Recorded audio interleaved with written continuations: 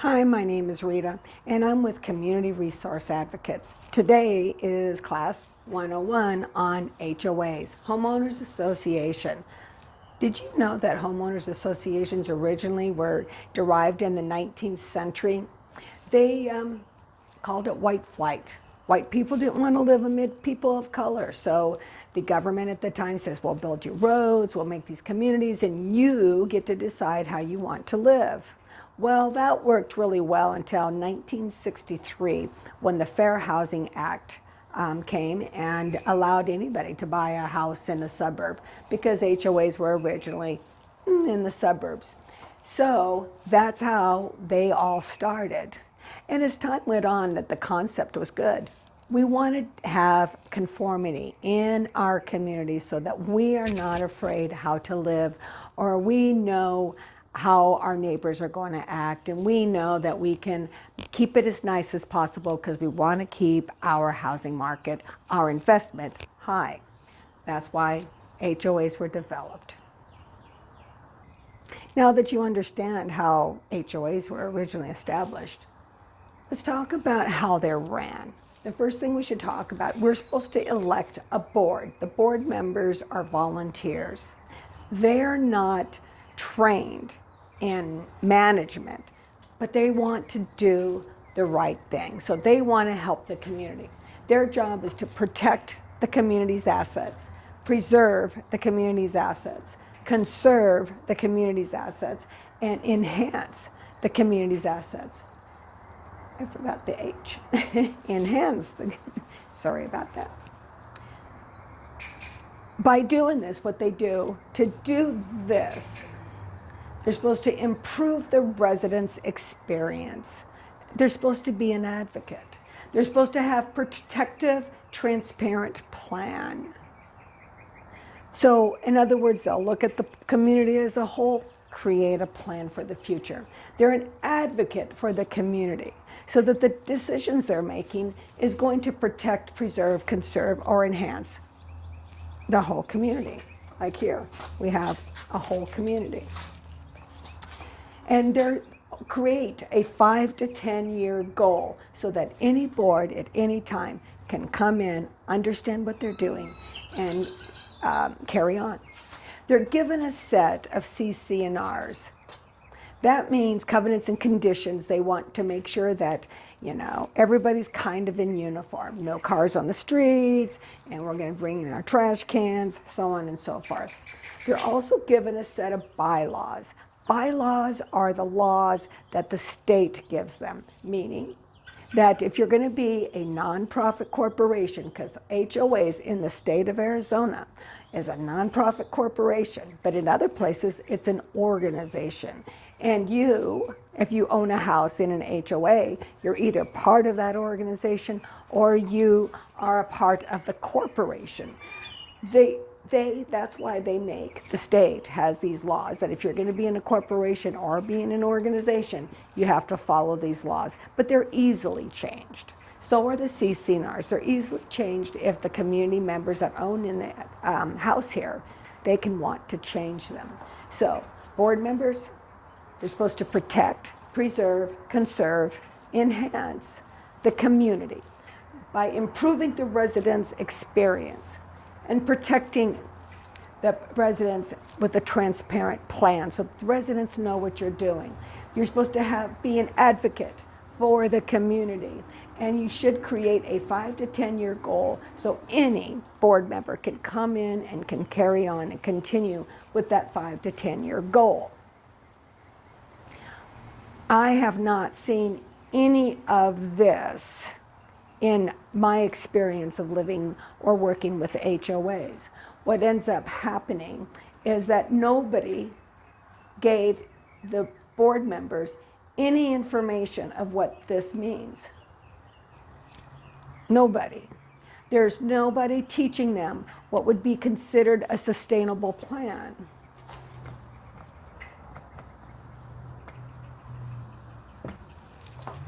Sorry for the writing.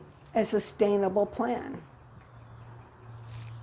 Nobody knows what sustainable practices mean.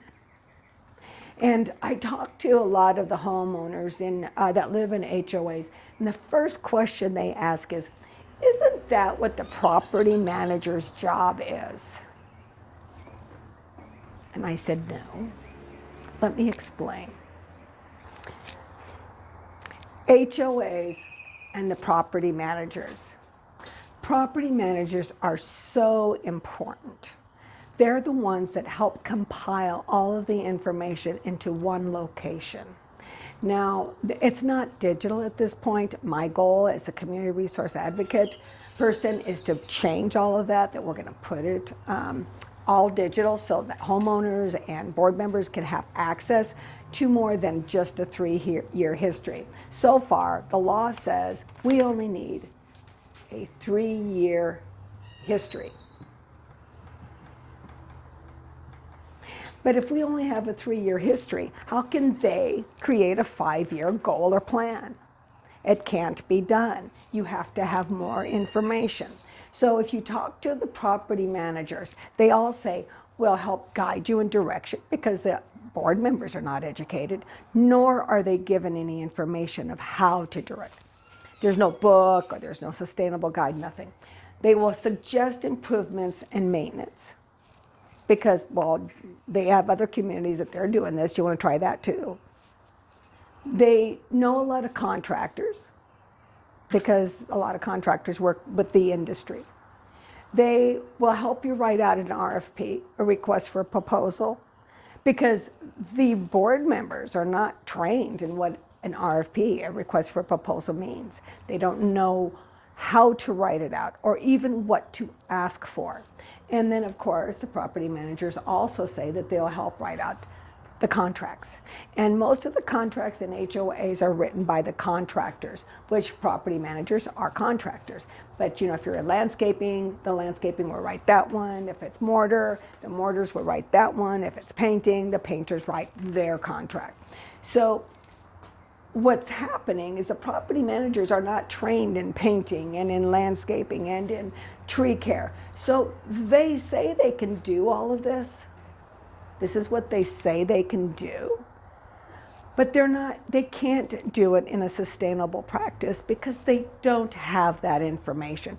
They're not educated. In fact, let's read what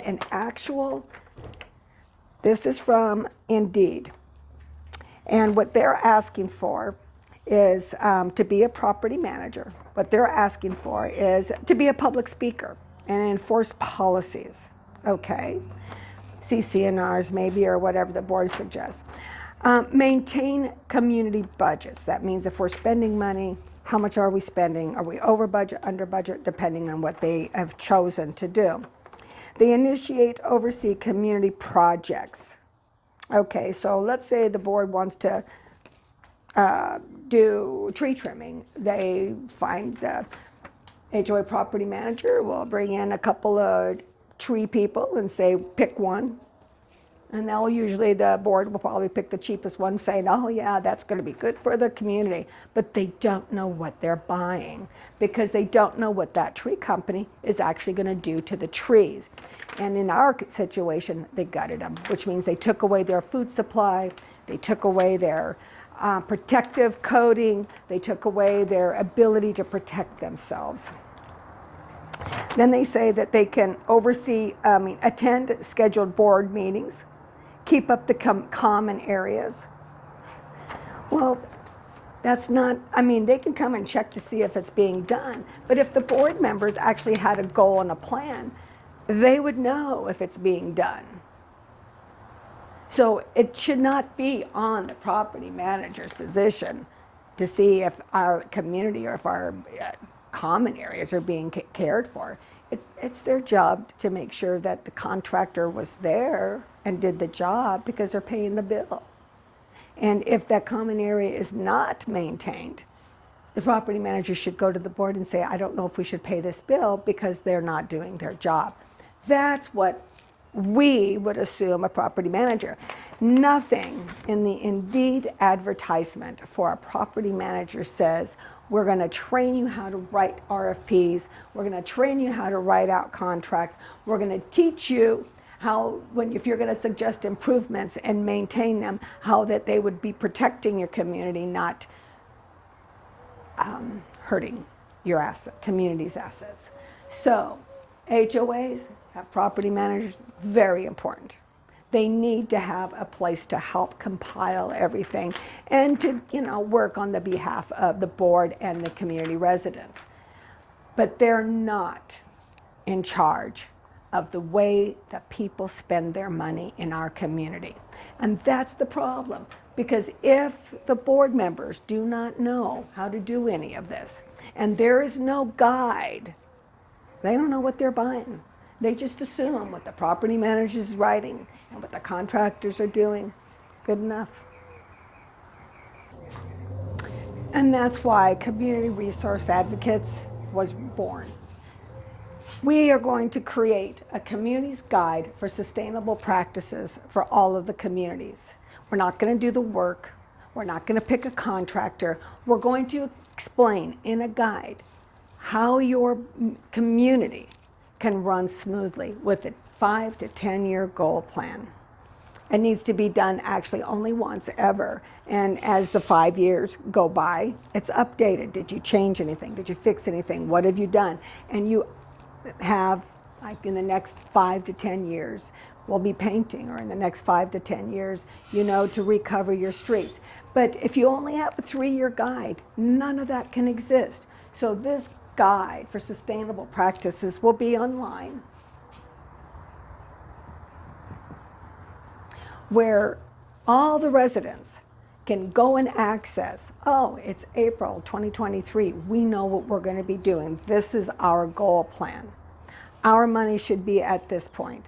We know where our water resources are. We know what our trees are going to need. We know when to trim a plant and when not to.